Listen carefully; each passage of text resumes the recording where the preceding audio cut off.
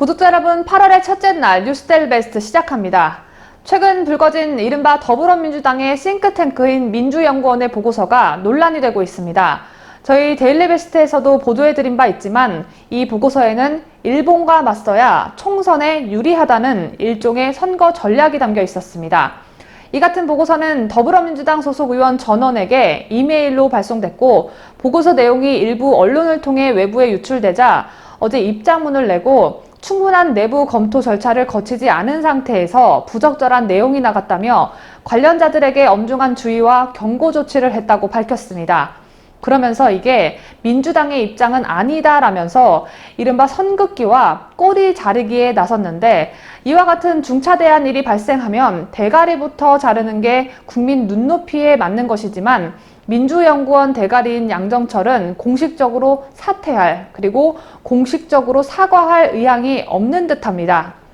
어쨌든 이번 건이 선거법과 관련이 있는지 선관위도 진위 파악에 나섰다고 하는데, 어떤 부분이 문제가 되고 있는지 잠시 후 전달해 드리도록 하겠습니다. 먼저 분노가 극에 달한 네티즌들의 반응부터 살펴보도록 하겠습니다. 포털 사이트에 기사가 게재되면 섹션별, 랭킹별, 연령별 또는 많이 본 뉴스별로 나뉘어 분류가 되고 순위가 매겨지게 되는데, 이 소식을 다룬 기사는 어제 하루 종일 화제의 중심에 섰습니다. 북한 미사일이라는 대형 이슈가 있었는데도 불구하고 어제 쏟아진 뉴스들 중에 이 기사가 최대 화나요 기사로 꼽혔습니다.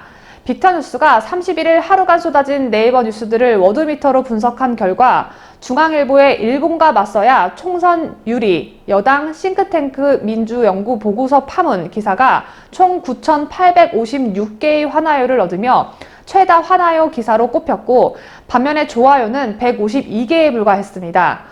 이 같은 소식에 좋아요를 클릭한 사람들은 도대체 뭐하는 사람들인지 궁금해집니다.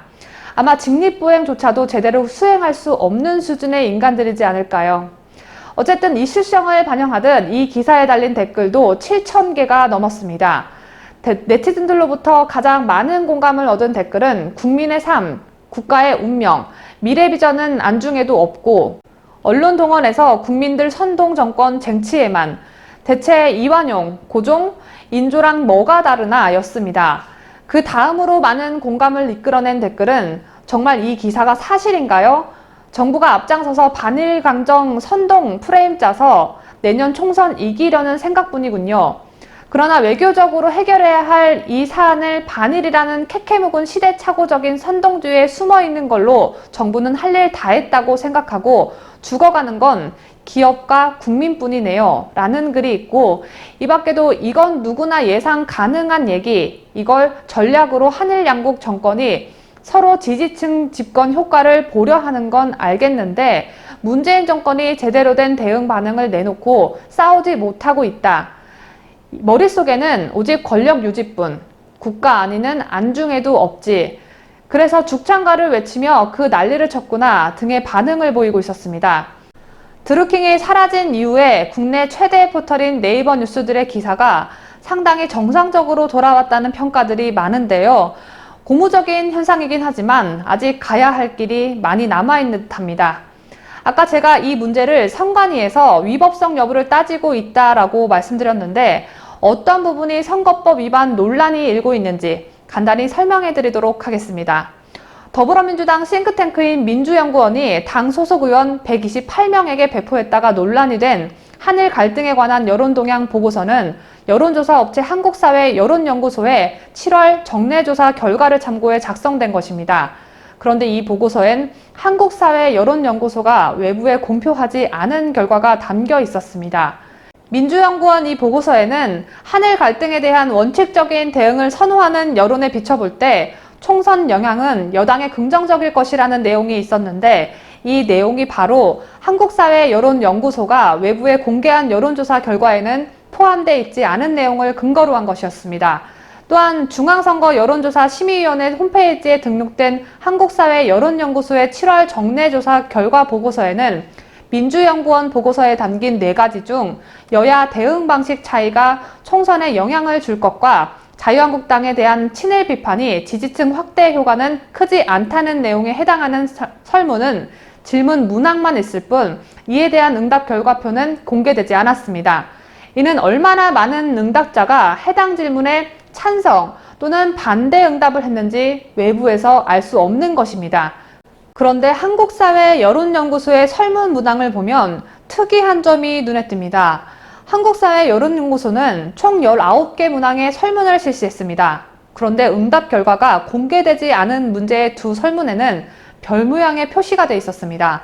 한국사회 여론연구소 관계자는 이와 관련해 별표 문항은 비공개를 전제로 조사한 것이라면서 한국사회 여론연구소는 정치 상황 변화에 대해 자체적으로 조사를 하고 있고 연구를 위해 결과를 공표하지 않은 설문조사를 가끔 실시한다고 설명했습니다. 별표 모양이 표시된 문항이 민주연구원의 의뢰를 받아 조사한 것은 아니다라는 주장인 것이죠. 비공개 설문 결과를 민주연구원이 인용한 경위에 대해서는 여론조사 결과에 대해 한국사회 여론연구소의 외부 자문단과 협의하는데 이 과정에서 자료가 외부로 나간 것 같다고 말했습니다. 연구소 측은 다만 외부 자문단에 민주당 관계자는 없다고 말했고 이와 관련해 민주당 관계자는 한국사회 여론연구소의 설문 결과를 민주연구원이 알게 된 경위에 대해 확인 중이라고 했습니다. 우선 여론조사 업체가 일부 문항에 대해 비공개를 전제로 질문을 실시하고 그 결과를 게시하지 않은 것 자체가 불법은 아니다라고 합니다. 중앙선관위 관계자는 공직선거법에 따르면 여론조사 결과를 공표, 보도하려는 때에는 중앙선거 여론조사 심의위원회 홈페이지에 등록해야 한다며 공표, 보도를 하려고 하지 않았다면 결과를 등록하지 않아도 된다고 했습니다.